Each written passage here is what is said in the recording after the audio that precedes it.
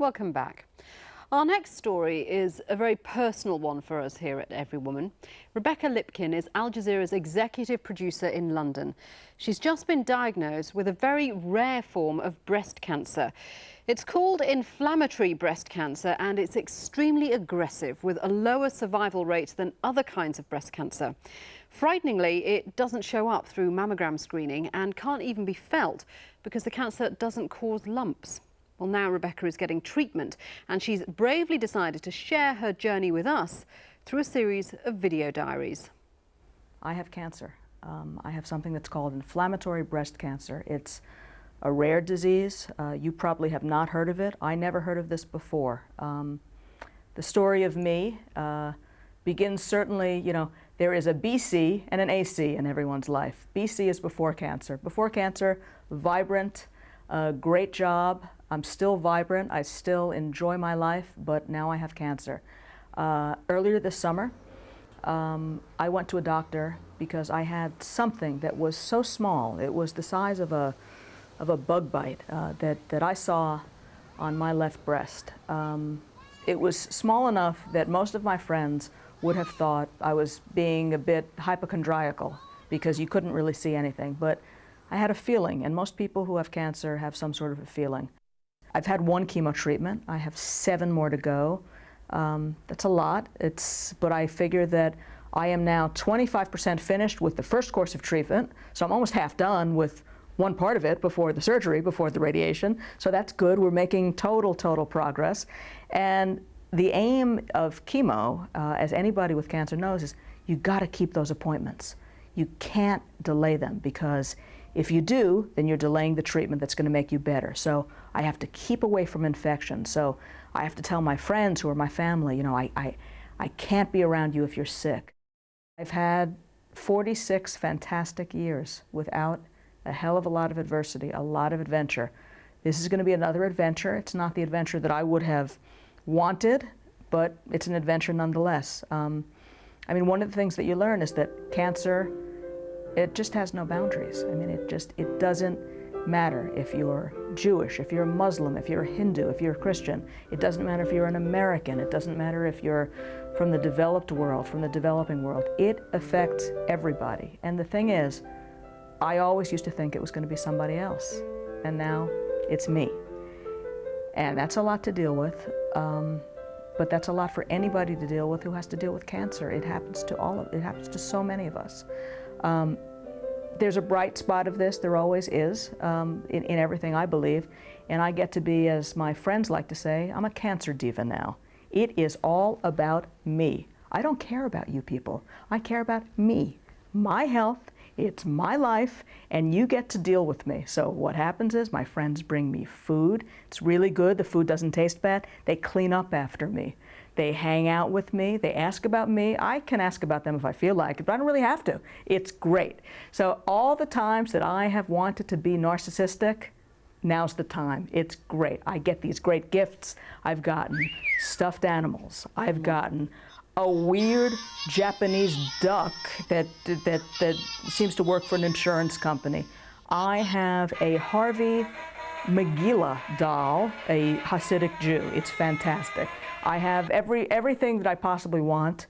Friends, family. My 81-year-old mother has come to visit me, and it's hard for someone like that to see someone like me, her youngest daughter, go through this. But I have love, I have family, I have friends, I have everything I want except for perfect health. Once you go through this, and once you go through that tunnel and you feel better, you want to help other people. People have gone through darkness, they've gotten to the light, they want to show other people that light. And I'm hoping that when I get through this thing, and I will get through, that I will show other people the light. I mean, this is the thing, that right now, it's me. And I pray it's not you, I really do. But if it is, I'm going to be there for you. She's such a positive woman, and Rebecca will be charting her progress every month. And if you're dealing with something similar, do get in touch with us. We'll give you our email address at the end of the programme. Now, men's football is always high profile. There can't be anyone who hasn't heard about David Beckham moving to the US recently. But stand by to hear more about women's football, particularly across the Middle East. The women's game has been getting more popular and more respected, despite criticisms from conservative quarters who don't like the idea of women on the playing fields. Well, thanks to pioneers like coach Saha Al-Hawari, women are successfully playing at international level, and they're also now refereeing the beautiful game.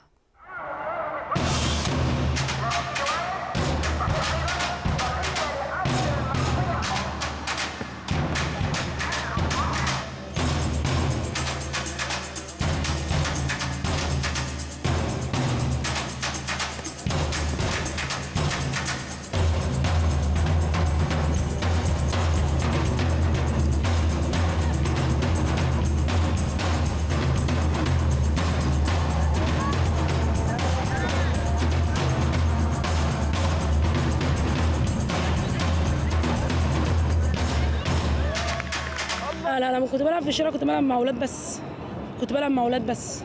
مفيش بنات. انا البنت الوحيده اللي كنت بلعب كوره. ازاي ما اعرفش. كانت غريبه يعني الكوره النسائيه ما كانتش لسه منتشره يعني. لو خطيبتي بتلعب كوره انا ممكن امنعها يعني. انا بحترم الرجاله هي اللي تلعبها بس. وكمان ممكن تشغلها عن البيت. احنا عندنا في البيت المصري لازم يكون الست محافظه في البيت. ما ينفعش انها تلبس حجاب وتجري في الملعب. ما اظنش ان دوت يعني مش حرام. هي كرة او اي رياضه البنت يعني اظن انها حرام. هي دي اول سنه ليا العب بصراحه بالحجاب، اول مره البسه يعني. فكان بيجي اعتراضات ان البنت اصلا ازاي الاسلامي بتاعنا ما ينفعش تلبس الشورت ولا كده، ولا حتى لو كنت لابسه تحتيه ستريتش او اي حاجه. بس انا بصراحه يعني ما باخدش بكلام حد اما يقول لي لازم تلبسي بنطلون ومش عارفه. لا، انا اللي في دماغي بعمله خلاص. المجموعه الثالثه رغده ومين؟ طب يلا على طول.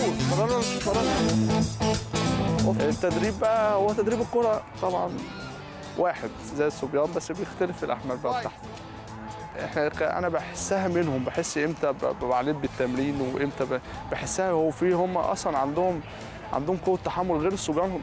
البنت عامه العضله بتاعتها ضعيفه عن الراجل طبعا، بس احنا بنتكلم على التحمل. هي بتتحمل اكتر.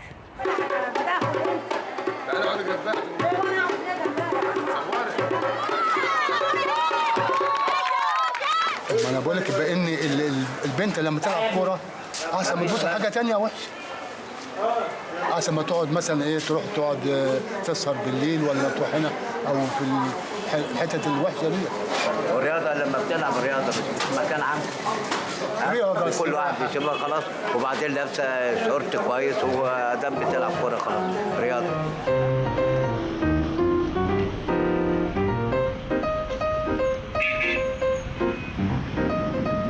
سحر الهواري يعني هي قائمة على هذا النشاط النسائي اللي هو يعني ابتدى وظهر في مصر وبقاله مكان، والميديا أو الإعلام بقاله ضوء مسلط على الكرة النسائية. أنا بيتهيألي إن لو العملية تطورت أكتر وزاد الانتشار ليها أكتر وزادت الفنيات بالنسبة للكرة النسائية أكتر، أنا بيتهيألي إن هي هتطلع لنفس مستوى الرجال. ولكن لان في الاريا الشرقيه احنا ستيل بيبقى في شويه ريستريكشنز على يلا صباح، يلا صباح على الخط يا صباح.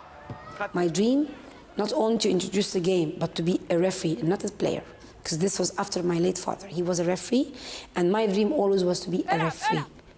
I succeeded to convince a couple of my ex-players to introduce themselves to the referee program, and a year later we had around 20 ladies referees.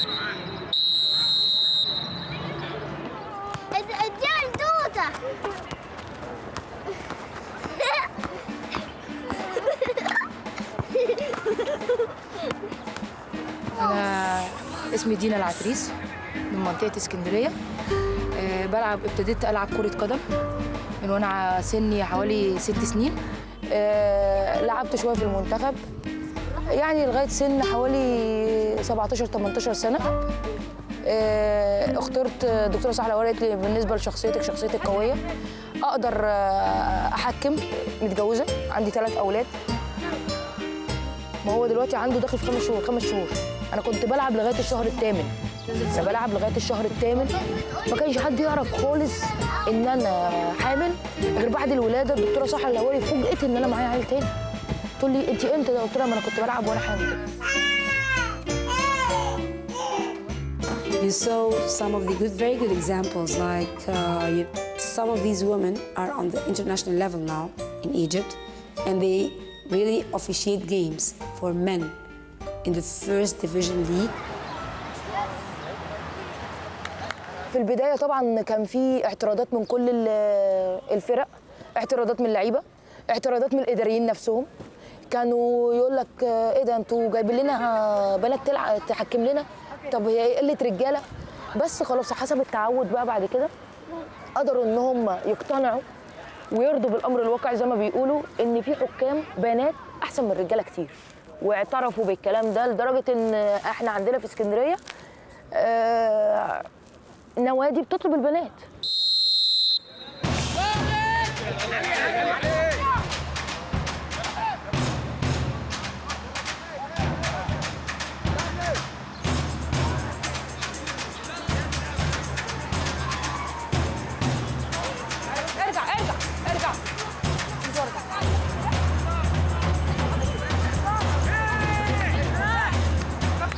هو الكارت اللي الحكم اديتهولي هو مظبوط يعني وكده يعني، بس هو طبعا لازم اعترض، هو عشان هي ست فلازم اعترض. النهارده لازم يبقى فيه حريه راي. انا يعني على سبيل المثال انا كرب اسره لما باجي اتخذ قرار انا بستشيرهم. مش عيب ان انا استشير بنتي، ممكن يكون هي رايها اصوب من رايي. لكن عمليه السيد بقى زمان ان الست للبيت وللطبيخ وللغسيل والولاد، اكيد الكلام ده انتهى جدا.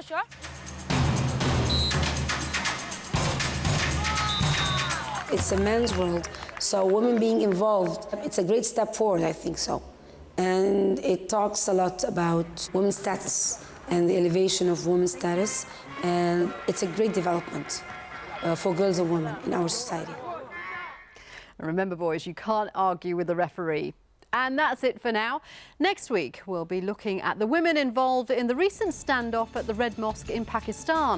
Are they the new face of Islamic hardliners? The government called them hostages, but female survivors say they were willing to die for their cause. In the meantime, we want your comments. Do email us at everywoman@aljazeera.net. But for now, from all the team here, bye-bye.